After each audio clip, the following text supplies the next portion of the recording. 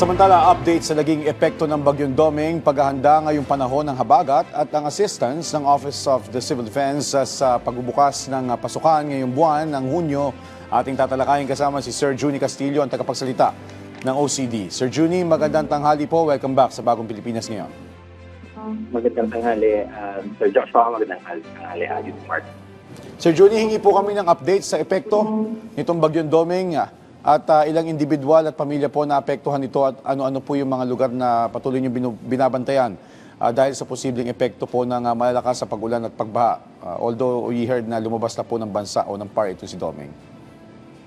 Sir Joshua, dito po sa epekto ng Bagyong Doming, wala po tayong naiulat na direktang epekto sa ating mga kababayan except po siyempre yung mga napalakas o na mga pag-ulan na dulot noong habagat dahil habagat season na nga po.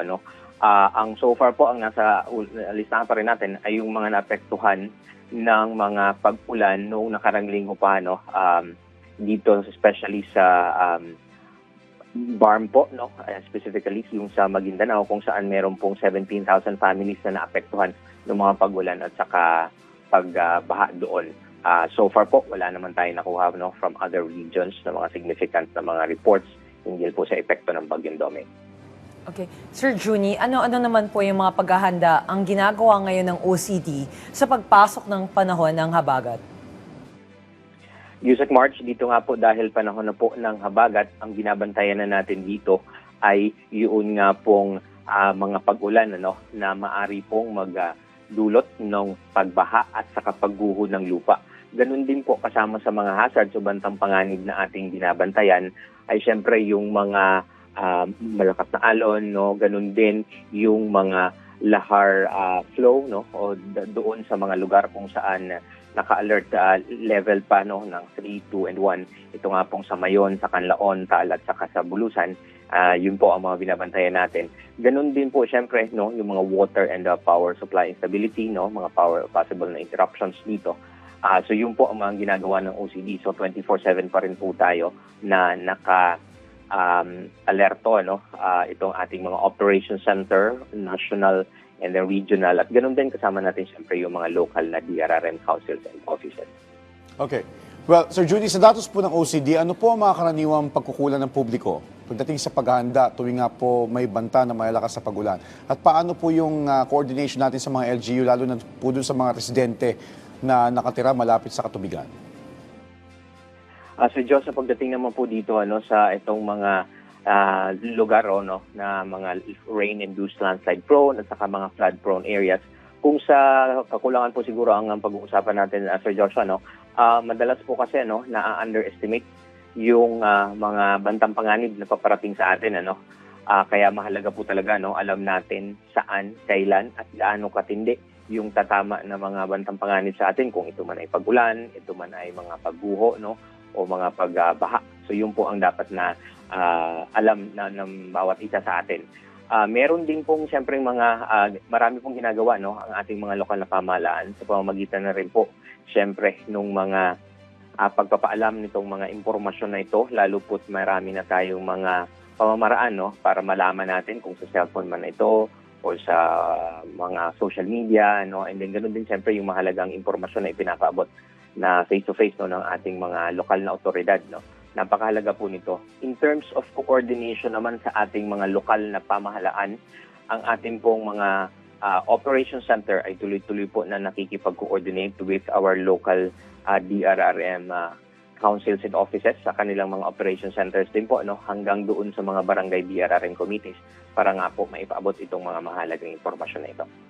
Okay, Sir Juni, sa ibang usapin naman po, bilang bahagi ng Interagency Oplan Balik Eskwela, ano-ano po ang mga hakbang na ginagawa ng OCD upang matiyak ang kaligtasan ng mga mag-aaral, guro at kawani ng paaralan sa pagbubukas po ng klase sa susunod na linggo?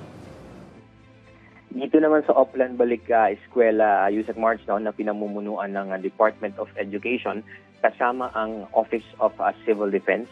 Dito pa rin po sa pagbabantay at saka sa coordination mechanisms. Nabanggit ko po kanina yung mga 24/7 natin na bukas na mga operation center. So yun po ang nakatutok natin para po sa monitoring nito. And then ganun din po no, yung close coordination again with our local DRRM councils and offices na siya naman pong nakikipag-ugnayan doon sa ating mga schools division offices. Ganun din direkta sa mga eskwelahan. Meron na po kasing mga school DRRM coordinators ang halos lahat ng paaralan sa ating bansa. Kaya yun din po ang direktang kausap po ng ating mga local na mga DRRM offices.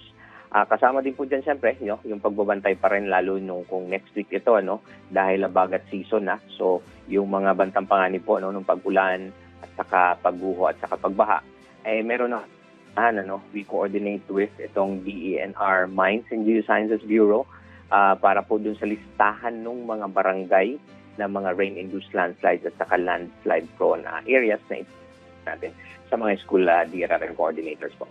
Okay. Well, Sir Juni, since habagat season na nga po at patuloy po ang banta ng mga kalamidad, paano po ang ugnayan ng OCD sa DepEd at mga lokal na pamahalaan para po maging handa yung mga paaralan sa anumang emergency situation?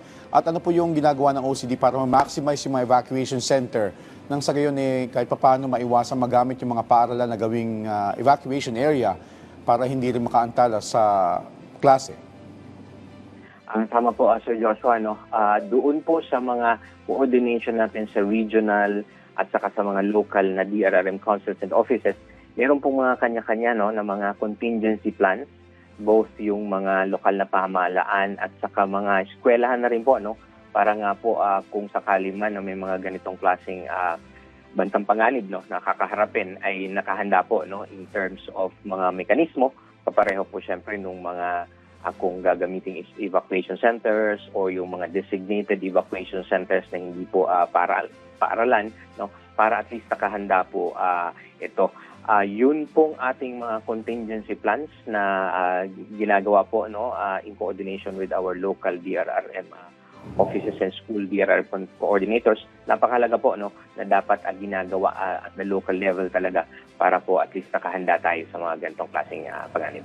Okay. Sir Juni, mayroon po bang mga paaralan na kasalukuyang binabantayan ng OCD dahil sa panganib na pagbaha, landslide o iba pang hazards? At ano-ano ang contingency measures na inihahanda ninyo para rito? Tama, Yusek March, doon sa nabanggit kong contingency plans nung mga lokal na pamahalaan at saka ng mga eskwelahan ay nakasaad doon yung mga specific kung anong klaseng hazards ang meron sila doon sa lugar at ganoon din po syempre na ipinapaalam ito sa ating mga mag-aaral, sa ating mga magulang at saka sa mga komunidad na para at least po itong mga contingency plans ay malinaw po na masusunod, malinaw na naiintindihan nung bawat stakeholders natin nang kasama doon sa may kinalaman doon sa pagpapatupad nito para po at least masunod yun. Napakahalaga po na dapat inaalam ng bawat isa doon sa kanya-kanyang lugar kung ano ang nilalaman nitong mga contingency plans kasi magkakaiba po ito depende sa hazards na meron tayo. Tayo naman po sa OCD sa national level siyempre direktiba po sa atin ng ating Pangulo kay Yusek Harold Cabreros na tuloy-tuloy po itong bantayan lalo na yung next week po na naka-alerto tayo dahil nga po sa pagbubukas ng klase. Alright, mensahe at paalala niyo na lang po sa ating mga kababayan para po mas maging ligtas at handa sila sa pagbabalik eskwela ngayong taon. Gayon din po sa ating mga kababayan na maaaring labis na maapektuhan itong habagat season. Go ahead, sir. Maraming salamat, Sir Joshua and then Yusek March. Ang direktiba kasi sa atin ng Pangulo, yung mga paghahanda po talaga ay kailangan kasama na sa araw-araw nating pamumuhay. Kaya naman po, lalo na sa kaganitong mga mangyayari po or sa ganito pong mga schedule po na pagbubukas ng klase sa buong bansa. Mahalaga po talaga na nakabantay tayo itong mga bantang panganib, saan, kailan at gaano katindi at kung ano po yung mga eksaktong gagawin nating paghanda. At napakahalaga rin po makinig tayo sa abiso ng mga lokal na otoridad at saka ng mga may kinauukulan po sa mga kanya-kanyang paaralan. Okay, maraming salamat po sa inyong oras, Sir Juni Castillo, ang tagapagsalita ng Office of Civil Defense. Maraming salamat po.